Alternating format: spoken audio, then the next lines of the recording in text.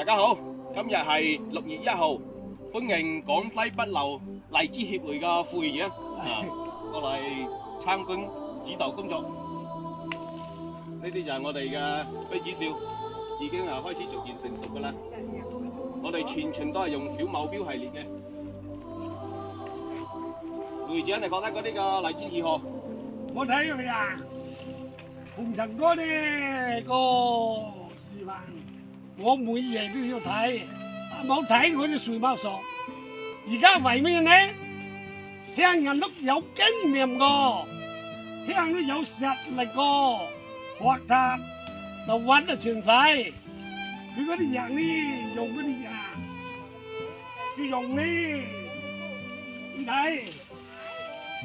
拉近鏡頭睇睇，睇下我啲顏色，顏色枝條幾好咗啊！佢係用小某全程用小某標系列嘅撞哨狼公哨。而家我哋啲顏色胭脂紅嘅，鮮紅嘅。我哋果頭係圓底嘅，開底嘅，做得高層未靚嘅吓，要做得個果形靚。果色靚先 OK 嘅。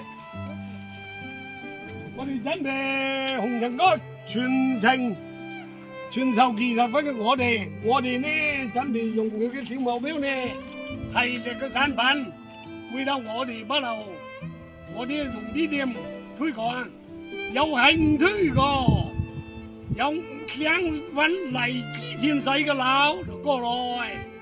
阿啲粉客呢啲夜晚嗌你過來飲茶呀！我啲實話講，我冇回饋，來噴你，有茶飲，有飯食，我來紅塵哥個嘅，每年個荔枝，今年都幾十萬斤個你，你睇揾得掂嘛？30萬斤。棵都咁靚噶，棵都咁靚個嗰啲樹。呢個吹油位嘅咩？冇用個吹油位冇用個伙計，老老實實揾田使嘅事，阿婆你幾間重建埋佢，你睇到未？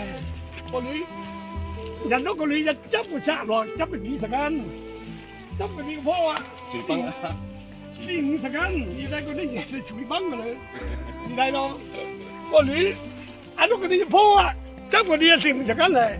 你個點你執一條樹得40斤兩個，所以我大家大家都需要一齊去努力去探討點樣去將荔枝做好。我哋就算係做農民，亦都要做一個有理想嘅農民。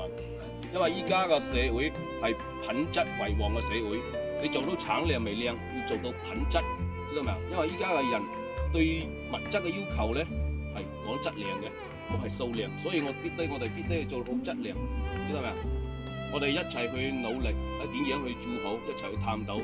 如果屏幕前嘅你，如果有好嘅方法，亦都可以指教下我哋，一齊去研究。